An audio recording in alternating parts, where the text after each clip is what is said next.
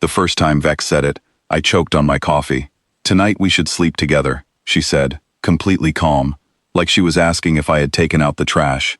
I set my mug down very carefully. "Vex, we have been roommates for 6 days. Yes, and it has been 6 days without proper rest bonding. My doctors back home would be very upset with me." She tilted her head. The small feathers along her scalp flattened, which I had learned meant she was confused. "Is this not how humans also do it?" "Do what, exactly?" "Sleep. Together. In the same nest." She said the word nest like it should explain everything. I need to explain the situation, because it matters for understanding how badly I misjudged the next few minutes of my life. Vex Threl-Kaimu was a scientist from a planet called Ashari Prime. She studied cultures for a living, and she was here on Earth as part of the first exchange program between our two worlds. The housing office had placed us together, and I do not think anyone there stopped to ask whether a human and a 7-foot-tall alien with feathers might have very different ideas about what counts as normal roommate behavior. Up until now, things had gone fine. She stayed in her room, I stayed in mine. We shared a kitchen and argued sometimes about whether her favorite protein paste could really be called food, and now she was standing in my doorway at 9 at night, telling me we needed to share a bed. "I think there has been a misunderstanding," I said slowly. "I do not believe there has been." She was already unfolding a thick woven blanket from under her arm.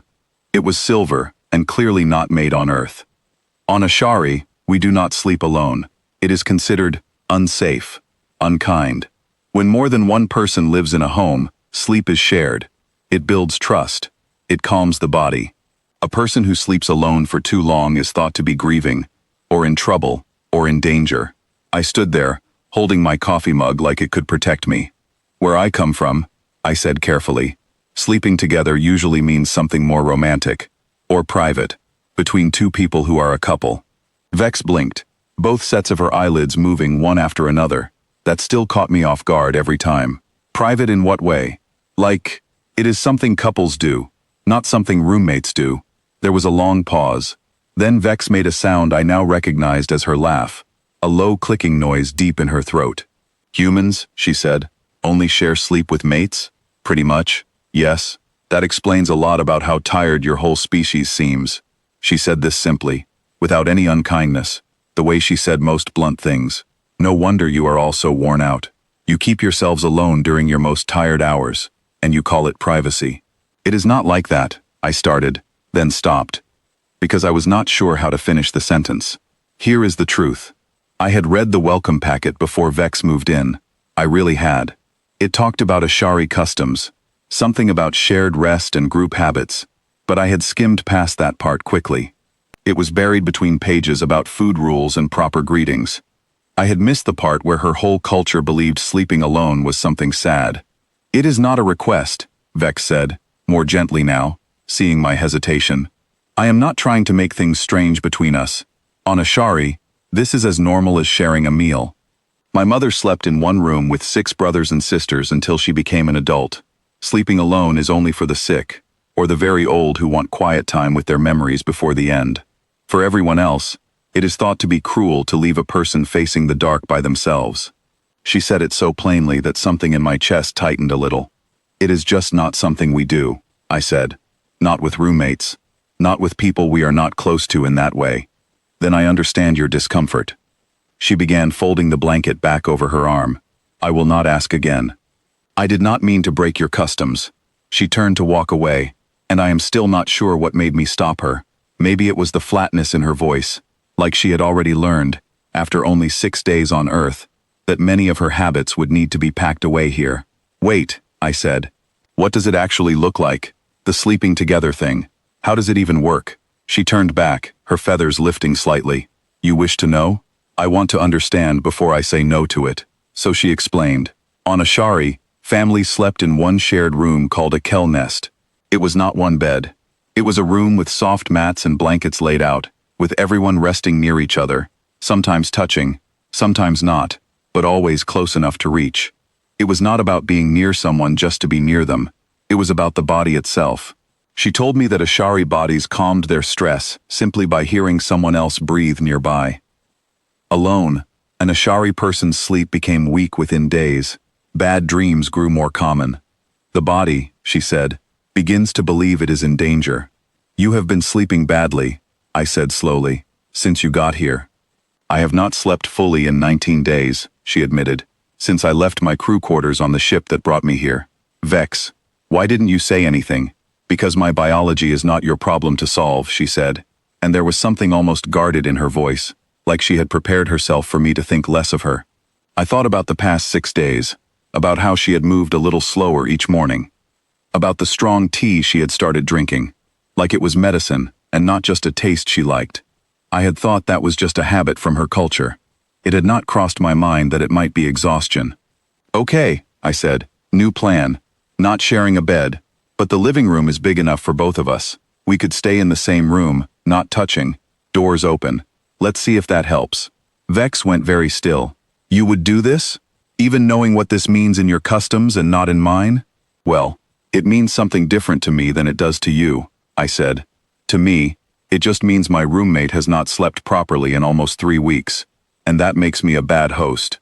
The clicking laugh came back, softer this time. You are a strange creature. You are one to talk. That night, I moved the couch cushions onto the living room floor. Vex brought out her silver blanket, and we lay there in the dark, a good 6 feet apart, listening to cars passing outside. I felt a little silly, but I also felt like I was doing something that actually mattered. You can talk if you want, I said into the dark. If the whole idea is not being alone with your thoughts. There was a soft rustle of feathers as she shifted. On Ashari, we do not always talk. Sometimes just the sound of breathing is enough. Humans do that too, actually, I said. We just do not usually do it with roommates we have known for less than a week. Then I am glad to be the exception. I did not have a clever answer for that, so I did not try to give one.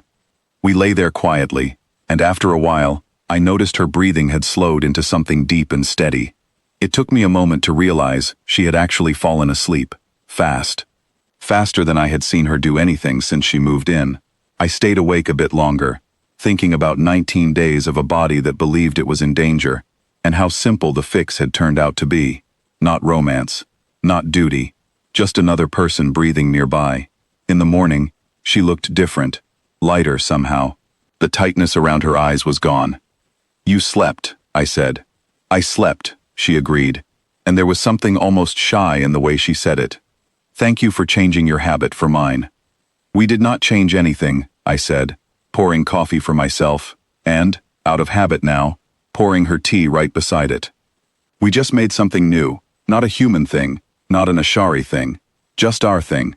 She thought about that for a long moment, her feathers lifting slowly, and then she gave a small nod, like she was storing the idea away somewhere important. Our thing, she repeated, testing the words. I would like that very much. That was how it began. Not a romance, and not a strange mix-up that got quietly forgotten. It was the start of 2 very different people learning that some needs do not care where you come from.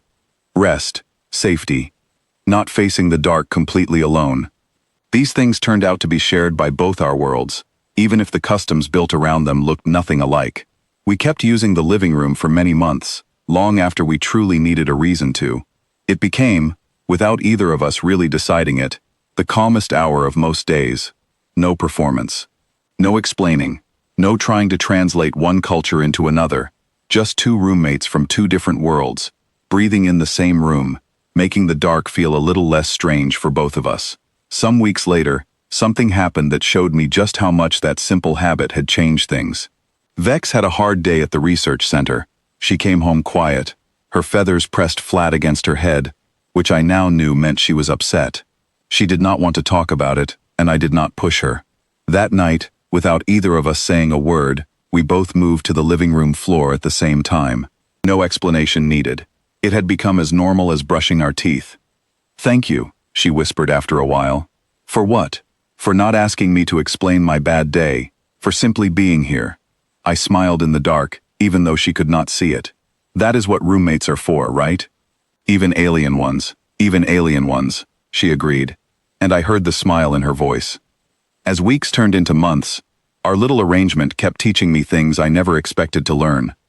I found out that Ashari people believed loneliness was not just sad, but actually dangerous to the body and mind. I found out that on her planet, offering to share space with someone was one of the highest signs of respect you could give. And slowly, I began to understand why she had been so confused by how humans lived. Spread out, doors closed, each person facing the night by themselves. I also learned something about myself. I had always thought I liked being alone. I liked my privacy, my own space, my own quiet nights. But somewhere in those months on the living room floor, I noticed that I slept better too.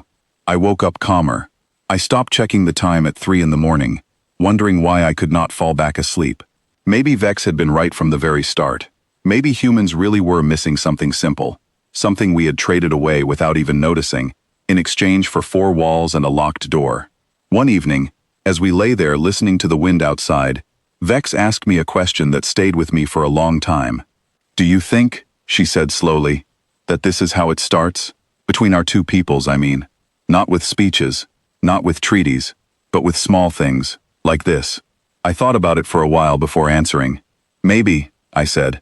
"Maybe the big things always start with small ones." She was quiet for a moment. Then she reached over, just slightly, so the edge of her blanket touched mine.